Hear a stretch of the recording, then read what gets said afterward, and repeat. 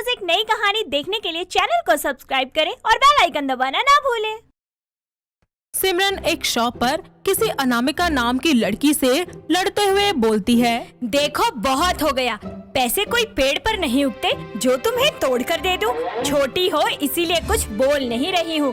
भैया आप एक काम कीजिए, ये लहंगा पैक कर दीजिए, बाकी सब कुछ रहने दीजिए। भाभी आपने बोला था ना आज आप कोई नाटक नहीं करोगी, याद करो आपने क्या बोला था।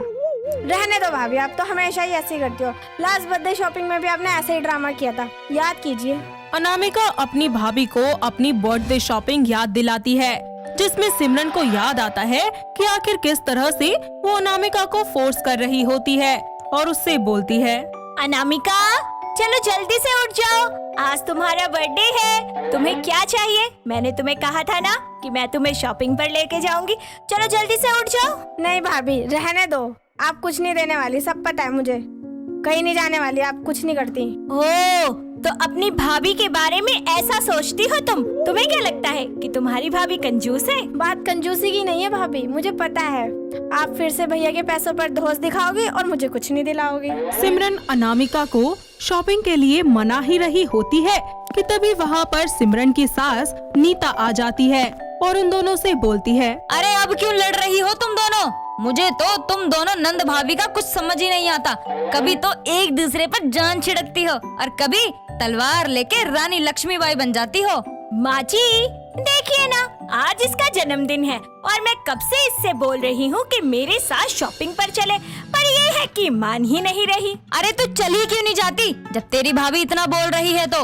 अपनी माँ के कहने पर अनामिका अपनी भाभी के साथ शॉपिंग करने के लिए चली जाती है, जहाँ वो दोनों खूब मस्ती करती हैं और बढ़िया से शोरूम में जाकर कुछ ड्रेसेस को भी ट्राई करती है। सिमरन को एक बहुत ही महंगी साड़ी पसंद आ जाती है और वो जल्दी से उस साड़ी को लेकर अनामिका से बोलती है, अनामिका तुम कुछ नहीं लोगी क्या? हम यहाँ तुम्हारे लिए आए हैं ताकि तुम कोई अच्छी सी ड्रेस ले लो आज शाम की पार्टी के लिए। फिर पार्टी में सब बोलेंगे ना कि भाभी का दिया तोहफा पहना है। इतना बोलकर वो अनामिका को एक मॉल में ले जाती है और कुछ ड्रेसेस उसके हाथों में देते हुए बोलती है, ये ड्रेस अच्छी है, इसे पहले ट्राई कर लो, फिर उसके बाद लेना, तुम पर बहुत अच्छी लगेगी। पर भाभी इनमें से मुझे कोई भी ड्रेस अच्छी नहीं लग रही, मुझे नहीं लेना। और वैसे भी आपने बोला था कि आप मेरी पसंद की चीजें दिलवाओगी। हाँ तो मैं कौन सा तुम्हें मना कर रही हूँ? इनमें से कोई ले लो एक जो तुम्हें पसंद है। भाभी मुझे इनमें से कोई ड्रेस पसंद नहीं है, मुझे नहीं ट्राई करना।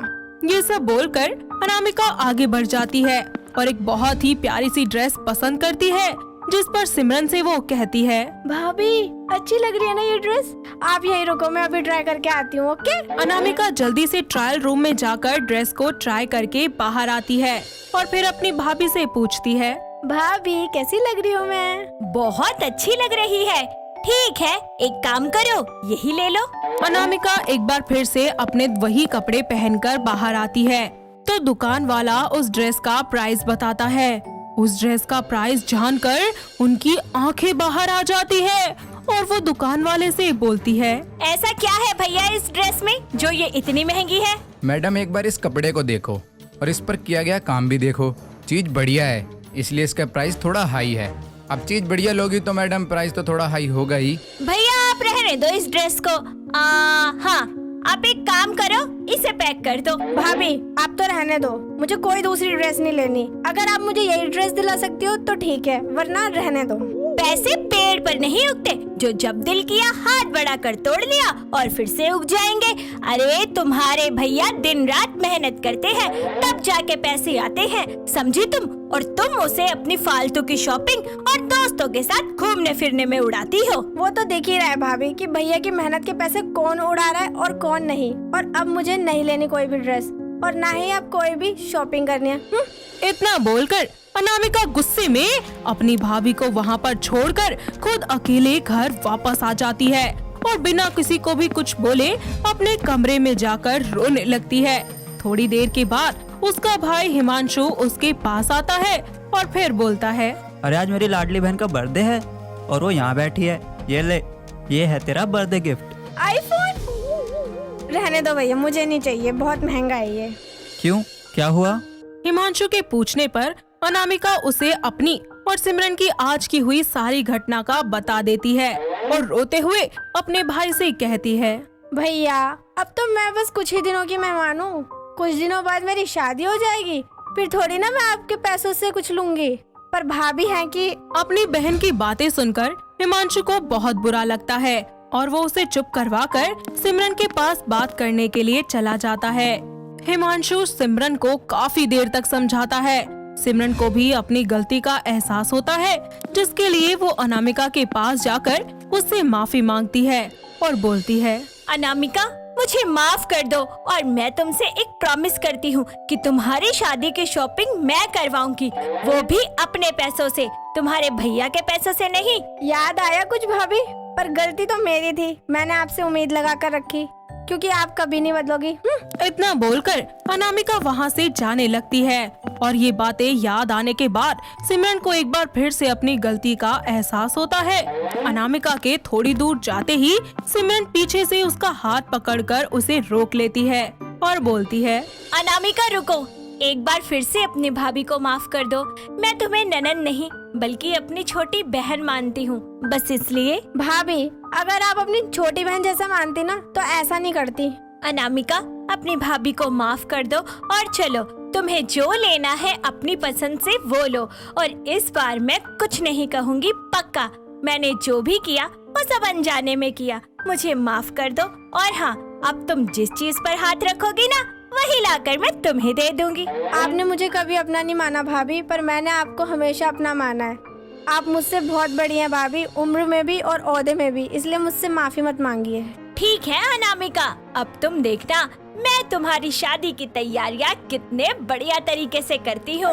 अरे सारे लोग मुड़ मुड़ कर कहेंगे कि भाभी ने तो बड़ी अच्छी शादी की है ननन की। ये हुई ना बात भाभी, अब मजा आएगा और मैं भी देखूं कि मेरी भाभी कितनी टैलेंटेड है। अरे टैलेंट की तो तुम बात ही मत करो, टैलेंट तो इतना है ना कि सबकी आंखें चौंधिया जाएंगी देखकर। इस तरह दोनों ननंद भाभी एक दूसरे से बातें करती रहती हैं और कुछ ही देर के बाद वो दोनों मिलकर उसी शॉप पर दोबारा जाती हैं जहां अनामिका ने अपने लिए लहंगा पसंद किया था। सिमरन भी अनामिका को उसकी शादी के लिए उसका मनपसंद लहंगा दिलवा देती है। इतना ही नहीं, वो उसे ब्राइडल हील्स, मेकअप और चूड़ा, बाकी सभी चीजें भी बहुत ही अच्छे से दिलवाती हैं और वो भी बिल्कुल उसी की पसंद की। कुछ ही दिनों के बाद सिमरन अपनी ननद अनामिका की शादी की तैयारियां बहुत ही अच्छे से करती है, जिसे देखकर लड़की वालों के साथ साथ लड़के वाले भी बहुत हैरान रह जाते हैं। ये सब देखकर हर तरफ सिमरन के नाम की वाहवाही होती है, जिसे सुनकर अनामिका को भी बहुत ही अच्छा लगता है। और कुछ ही समय के बाद अनामिका शादी करके अपने घर से विदा ले लेती है। लेकिन उसकी शादी हो जाने के बाद भी अनामिका और सिमरन एक साथ ही शॉपिंग करने जाया करती और इसी तरह वो दोनों बिना किसी शिकायत के एक दूसरे के साथ शॉपिंग किया करती और अपने अपने पतियों के साथ अपने अपनी जिंदगी में बेहद खुश रहती। तो दोस्तों, कैसी लगी आपको हमारी ये ननंद भाभी की शॉपिंग की कहानी? क्या आपके घर के आसपास भी है कोई ऐसी ननंद भाभी जो ऐसे ही एक दूसरे के साथ प्यार भरी नोकझोंक के साथ रहती हो? अगर हाँ, तो उन्हें ये वीडियो दिखाइए और हमें कमेंट करके बताइए। दोस्तों, अगर आपको ये कहानी पसंद आई तो इसे लाइक करें, शेयर करें और कमेंट करके बताएं कि कहानी में आपको सबसे अच्छा क्या लगा।